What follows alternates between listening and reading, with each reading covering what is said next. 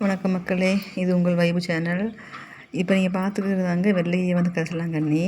இது வந்து பாருங்கள், இது வந்து எனக்கு வந்து இதை பார்த்தப்போ ரொம்ப சந்தோஷங்க. இது வந்து அவ்வளோ சீக்கிரத்தில் வந்து கிடைக்காது.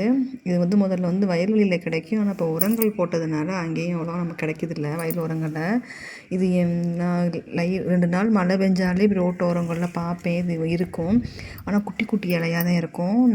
இந்த சைஸில் தான் இருக்கும். கொஞ்சம் தான் பிடிங்கிட்டு வந்து அதில் வீட்டிலே காய வச்சு, வெயிலில் காய வைக்காமல் அதை மற்ற சில மூலிகைலாம் போட்டு தேங்காய் எண்ணெய் காய்ச்சி வச்சுக்கிடுவேன்.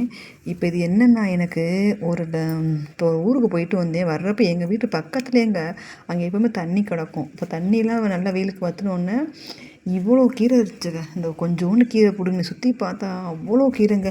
சரியான வெயில் வேறு, வெயிலாவது மழையாவது இருக்குங்க அப்படின்னு சொல்லி அடித்து தூக்கியாச்சு அம்முட்டேன். எனக்கு இதை பார்த்தோன்னா ஒரு கிலோ தங்கத்தை பார்த்த மாதிரி ஒரு சந்தோஷங்க. இங்கே பாருங்கள், இதாங்க வெள்ளை கரிசலாங்கண்ணி. இப்படி தான் வெள்ளைப்பூ இருக்கும். இந்த மாதிரி காய் விடும். இந்த காய் வந்து இன்னும் கொஞ்சம் பெருசாகி பிளாக் கலரில் மாறிடும். அதோடய விதைகள் வந்து கருப்பு எள்ளு மாதிரி இருக்கும். இது வந்து பிளாக் கலரில் ஆனோன்னா தன்னால் வெடித்து சிதறும். அந்த விதைகள் மூலமாக தான் மழை பெஞ்சோடனே இந்த கரிசலாங்கண்ணி வரும். இந்த மேடம் வந்து நம்ம வீட்டில் வச்சா வரமாட்டாங்க. இவ ரொம்ப ரேரு. ஏன் கேட்குறீங்க, ரொம்ப பிகு பண்ணுவாங்க. அப்படியே வச்சு வந்தாலுமே இதை வந்து நம்ம நைட்டு இந்த செடியை சும்மா இப்படி வச்சாலுமே வரும். இதில் வந்து வேர் பிடிச்சிக்கிறோம். இது நைட் வச்சாலுமே இப்போ நைட்டுக்குலாம் இந்த இலை பூரா காலையில் இருக்காது. என்ன வந்து சாப்பிடணும்னு தெரியாது, இலையை மட்டும் சாப்பிட்ரும். கோழிகள் சாப்பிட்ரும், வண்டுகள் சாப்பிட்ரும். சொல்லப்போனால் எறும்பு கூட இந்த இலைகளை சாப்பிடுங்க. இந்த இலையோட மகத்துவம் நம்ம அந்த ஜீவராசிகள் எனக்கு தெரிஞ்சிருக்கு.